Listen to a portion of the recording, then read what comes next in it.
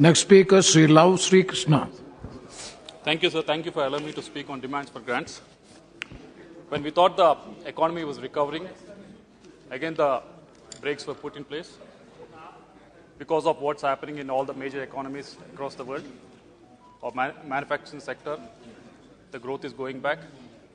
Our service sector, there's a huge job losses, not just in the billion-dollar valuation startups, but also in the major tech companies like TCS and Wipro and all these companies.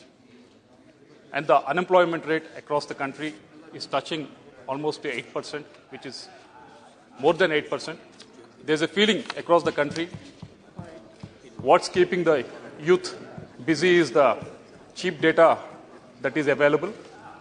Under these circumstances, I commend the finance minister and the union government for undertaking the welfare-oriented measures to push for the upliftment of the citizens of this country, sir.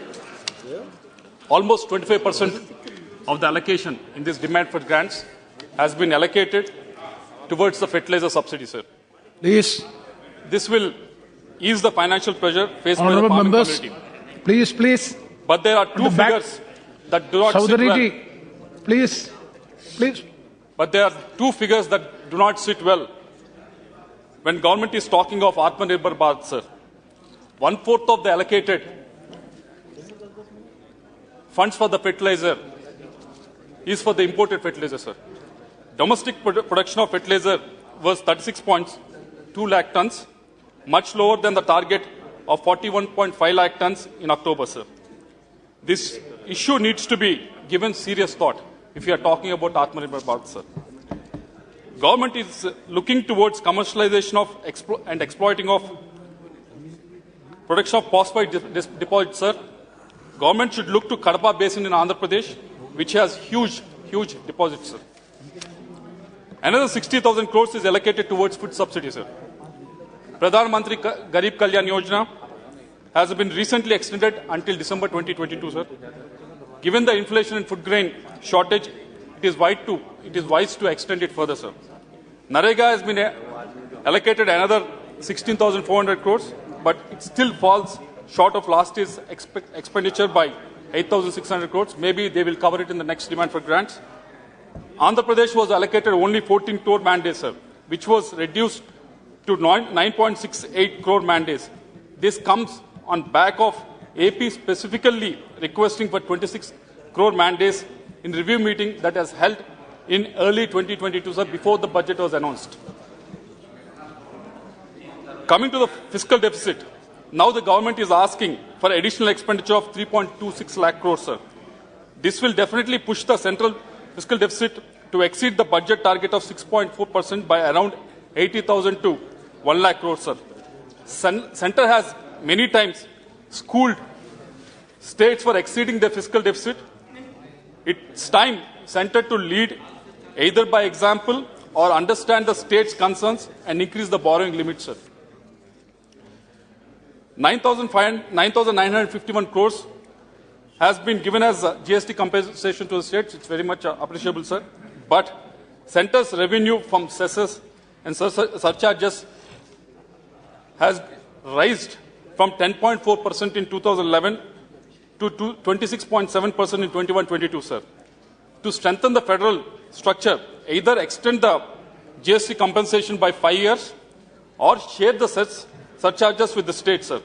Because PMGSY, JJM and land acquisition costs that has to be incurred by the states towards the roads and railways has to come from the states, sir. Unless, if these projects has to go forward and if central government wants states to take this forward, these cess and surcharges has to be shared with the state governments. Otherwise, states like Andhra Pradesh, no projects can go forward, sir.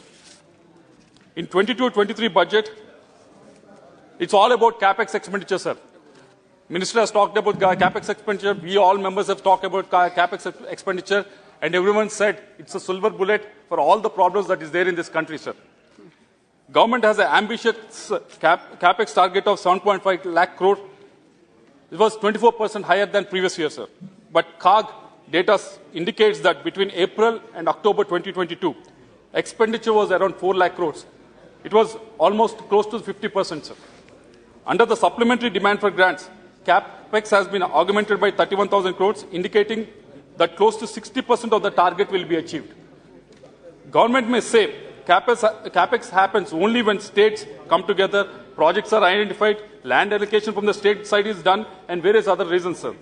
Let me give you various avenues that are available in Andhra Pradesh, various projects that are allocated to Andhra Pradesh, which are looking for CapEx spending from the union government, sir. There are 7 projects that are waiting from them, sir. Avenue 1, Polavaram project, sir. It was lifeline of Andhra Pradesh. It was supposed to solve drinking and irrigation problems of many districts of Andhra Pradesh and lakhs of acres in Andhra Pradesh, sir. It was adjudged as a national project as well in Bifurcation Act, sir. But there are so many issues that are pending with the union government, sir. Pending investment clearance for the revised cost estimate to the tune of 55,000 crores is still pending with the union government. Funding for drinking water is to the tune of 4,000 crores is still pending with the union government. Removal of component-wise restriction. We have been representing it to the union government too many times. An expenditure of 2,000 crores has been rejected because of that. It is still pending with the union government. R&R package, resettlement and rehabilitation package. It's still pending with the union government. We have been making so many requests with the government. It's not been happening. The left side of the project, to the tune of almost 40,000 acres, R&R package has not been initiated from the union government. If union government is so serious about CapEx, this is the project that they should really look into, sir. Avenue number 2, education institutions, sir. There were so many education institutions that was promised for Andhra Pradesh after the state has been divided. IIT, IIM, ISR, NIT, Central University, Petroleum University, Agri University, IIIT, Tribal University, and AIMS. Except AIMS, none of the institutions that I have mentioned are running from a own campus, sir.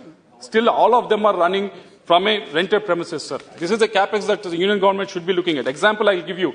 A Central University was allocated 56 crores in 22-23 budget, sir. When we asked, when the actual ask was for 1,500 crores, they allocated 53 crores. That is enough for salaries, not for building a campus, sir. Land has been given to that. We are waiting for the capex to be spent on that. And third avenue, sir, there was in the last budget, finance minister has mentioned about interlinking of Godavari and Penna. Godavari and Penna interlinking will solve many problems, irrigation problems, drinking water problems in Andhra Pradesh, because Godavari basin has excess amount of water that is available, about 250 TMC, sir. And that was announced in the last budget, and that has been mentioned as one of the capex projects, sir. But nothing has been happened in the last 8 months. Nothing has been discussed, no DPRs, nothing has been forwarded in that direction, sir. And avenue number 4, just 2-3 minutes, sir. Avenue number 4, with regards to the health infra, sir. Andhra Pradesh, with a population of 5.2 crores, we had only 13 districts when the YSR Congress Party and YS Jagan became CM in 2019, sir. After he became CM, he realized decentralization of administration is the way forward. That's why he created each parliament as one district. And the first thing that we identified in each district was the lacuna with regards to the healthcare and education, sir. When we realized that, we have proposed for 17 medical colleges, sir. We forwarded that proposal to the union government. 3 have been agreed. Yes, one is in my constituency, which is being supported by the union government, but that's not last one, but that is not the case. Another 14 are still in the pipeline, sir. The same thing with the road projects as well, sir. There's so many announcements that have been made with the road projects, sir.